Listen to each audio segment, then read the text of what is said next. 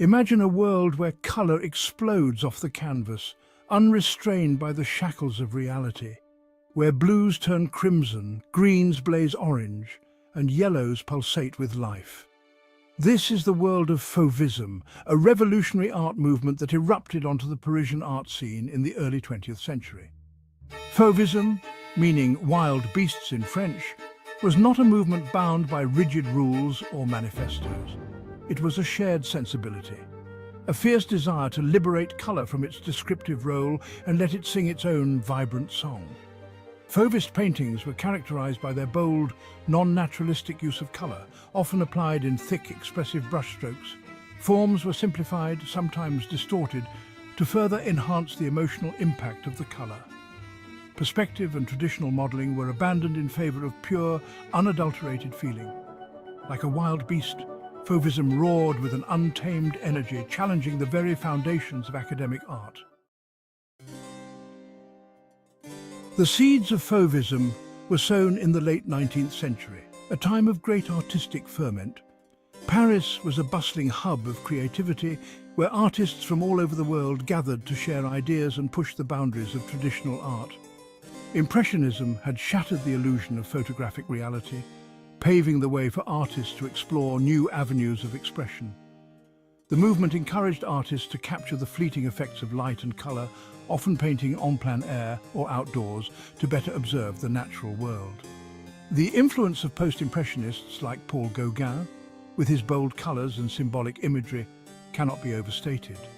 Gauguin's work was a radical departure from the more subdued tones of the Impressionists, and his use of colour to convey emotion and meaning was revolutionary. Similarly, Vincent van Gogh's intense emotionalism and expressive brushwork left an indelible mark on the art world. His ability to convey deep emotional states through his use of colour and texture was groundbreaking and inspired many artists who followed. In 1905, a group of young artists, including Henri Matisse, André Derain, Maurice de Vlaminck and Raoul Dufy, exhibited their radical canvases together at the Salon d'Automne in Paris. This exhibition was a turning point in the history of modern art.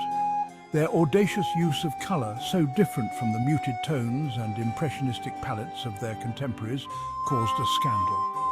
The vibrant, almost jarring hues they employed were seen as a direct challenge to the established norms of the art world. One critic, aghast at the sight of a traditionally sculpted bust amidst the riot of colour, exclaimed, "Donatello among the wild beasts!" This exclamation captured the shock and bewilderment that many felt when confronted with the bold new style. The name stuck, and the Fauvist movement was born. The term fauve, meaning wild beasts, was initially meant as a derogatory label, but the artists embraced it, seeing it as a fitting description of their untamed and vibrant approach to colour and form. Though short-lived, lasting only until around 1908, Fauvism's impact on the trajectory of modern art was profound. The movement laid the groundwork for future avant-garde styles, influencing artists and movements for decades to come. Its emphasis on bold colour and emotional expression can be seen in many subsequent art forms, making Fauvism a pivotal chapter in the story of modern art. The art establishment and critics of the day were largely hostile to Fauvism. This new movement, characterized by its bold and unrestrained use of color, was a stark departure from the artistic norms of the time. Accustomed to the subtle nuances of Impressionism or the academic realism that still held sway, they were shocked and appalled by the Fauve's audacious use of color. The gentle brushstrokes and delicate palettes of the Impressionists had given way to wild, untamed hues that seemed to leap off the canvas. To their eyes, the paintings were crude, garish, and even barbaric. The vibrant colours and seemingly haphazard compositions were a direct challenge to the established order of the art world. Newspapers published scathing reviews, using words like ugly, insane, and an outrage to taste to describe the works. Critics did not hold back in their condemnation, often resorting to hyperbolic language to express their disdain. One critic famously wrote that the paintings were like pots of paint flung in the face of the public. Such vivid imagery captured the visceral reaction many had to the Fauve's work. Collectors, for the most part, were equally dismissive, hesitant to invest in works that seemed so out of step with prevailing tastes. The financial risk of supporting such radical art was too great for many. However, amidst the scorn and derision, there were a few discerning voices who recognized the significance of what the Fauves were attempting. These early supporters saw beyond the initial shock value and appreciated the innovative spirit of the movement. The art dealer Ambroise Vollard, known for his support of avant-garde artists, was an early champion of Matisse and his circle. Vollard's endorsement lent credibility to the Fauves and helped to slowly shift public perception. Slowly, as the shock subsided, a grudging respect began to emerge. The initial hostility gave way to a more measured appreciation, and the Fauve's bold use of colour started to be seen as a legitimate and exciting new direction in art. Over time, the movement's influence would grow, paving the way for future generations of artists to explore and push the boundaries of creativity. Section 4. Henri Matisse, the father of Fauvism. No artist is more synonymous with Fauvism than Henri Matisse. Born in 1869, Matisse came to art relatively late after a bout of illness led him to abandon his legal studies. He quickly became a leading figure among the Fauves, his bold use of colour and expressive line becoming hallmarks of the movement. Matisse believed that colour should be liberated from its descriptive function and used to express emotions directly. He famously said, "I use colour as a means of creating a sensation of joy."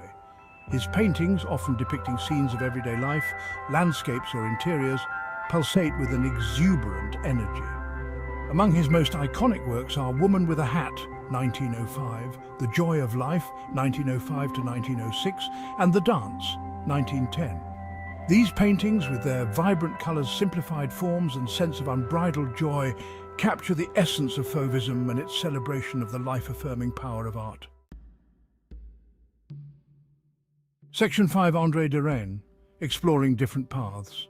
André Derain, born in 1880, was a key figure in the Fauvist movement alongside Matisse. His contributions to the art world were significant, and his influence can still be felt today. He shared Matisse's passion for bold colour and expressive form, but his artistic journey took him in diverse directions throughout his career. Derain was not content to stay within the confines of one style or movement. In the early 1900s, Derain's canvases were ablaze with vibrant hues, often applied directly from the tube. This technique gave his work a raw, unfiltered energy that captivated viewers. He painted alongside Matisse in Collioure, a fishing village on the French Riviera, where the intense Mediterranean light fueled their exploration of colour. The natural beauty of the region provided endless inspiration for their groundbreaking work. Derain's landscapes from this period, such as the Turning Road at L'Estaque, 1906, and Charing Cross Bridge, 1906, pulsate with an almost primal energy. These works are celebrated for their dynamic compositions and vibrant colour schemes. However, unlike Matisse, who remained committed to Fauvist principles throughout his life, Derain's artistic path diverged. He was a restless spirit, always seeking new ways to express his vision. He explored different styles, from a neoclassical figuration to a more somber palette, influenced by Cézanne. This period of experimentation allowed Derain to expand his artistic vocabulary and challenge himself in new ways. Despite his stylistic shifts, Derain's Fauvist period remains a testament to his early experimentation and his contribution to pushing the boundaries of colour in modern art. His legacy is one of innovation and fearless exploration, inspiring future generations of artists to break free from convention and follow their own creative paths. Section 6. Maurice de Vlaminck, a wild spirit on canvas. Maurice de Vlaminck, born in 1876, was a self-taught artist whose work embodied the raw energy and untamed spirit of Fauvism. Unlike Matisse and Derain, who had formal art training, Vlaminck approached painting with a visceral intensity, driven by instinct and emotion. His paintings are characterized by their thick, impastoed brushstrokes, often applied directly from the tube, and his bold, almost reckless use of color. Vlaminck's landscapes, in particular, pulsate with a wild, untamed energy, reflecting his own rebellious spirit. Tugboat on the Seine at Chatou, 1906, exemplifies his style, with its thick swathes of colour capturing the movement of the boat and the vibrancy of the surrounding landscape. Vlaminck's art, with its raw power and emotional intensity, remains a testament to the Fauve's desire to break free from artistic conventions and embrace a more instinctive approach to painting.